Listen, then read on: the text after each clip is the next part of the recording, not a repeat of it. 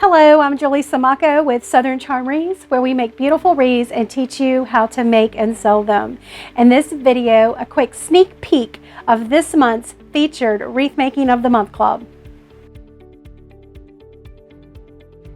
Before we get started, I want to talk to you a little bit about coloring for your wreaths and when you're picking out supplies. So it starts really with a focal sign typically. However, for this wreath, when I was searching for supplies for the wreath for this month at the Dallas market, I found this adorable truck ribbon. And so this was my inspiration, believe it or not, for this wreath, the truck ribbon.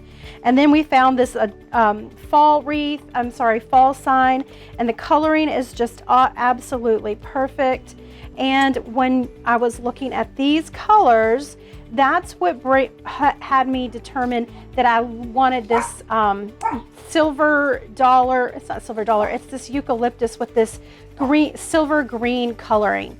So that's the reason why I chose the color for this wreath. But I'm trying to tell you every time we get started with a project what my coloring thinking was and what my inspiration was for the beginning process of the wreath. So let's go ahead and make our bow. I know sometimes we're intimidated by making bows, but I promise you, the more you do them, the easier they become. Okay, the first thing we're going to do is start with our 2.5 inch ribbon. I'm going to come up about 1 inch from the bottom and pinch it into my fingers just like this. And I'm going to measure out 12 inches. And bring it to the back and pinch. So the one that we're going to start the exact same way. We're going to pinch about 1 inch into our fingers, and I'm going to lay this down and measure out 12 inches. So we've got 5 inches of the truck ribbon, and we've got 5 inches. We've got 5 loops of the truck ribbon, and we've got 3 loops of the 1.5 inch plaid ribbon. And I'm going to bring this into the front, and typically before I twist and secure it on the back, I fluff everything, make sure it's in the position that I want. Generally, I can always move things around. And then now I'm going to tie it off on the back. I'm pushing the wire through the grapevine and not going all the way around the width.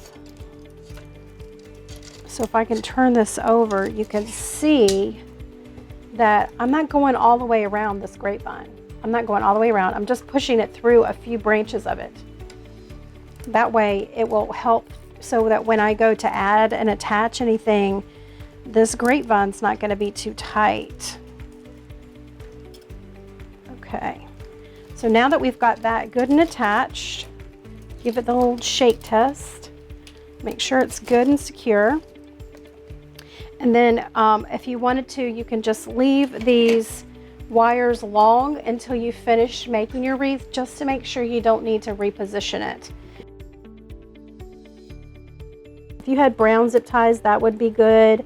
Or you can just cover this up with some moss to hide the zip tie. So turn it and show you. So where we've attached it right there on the end. Just want to make sure that this thing's not going to go anywhere because it is kind of heavy. Let's see if we can get in there. And I'm just going to put some glue right on top of that. And then just place the sheet moss right on top of that. So now we can't see the mechanics at all. So let's start with these down here.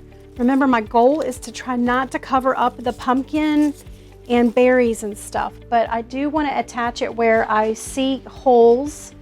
I can twist just a tad bit, just one little twist, just to get it tight, and then push this through the grapevine. If you find that you didn't cut, if you find that your ribbon is not long enough to do these little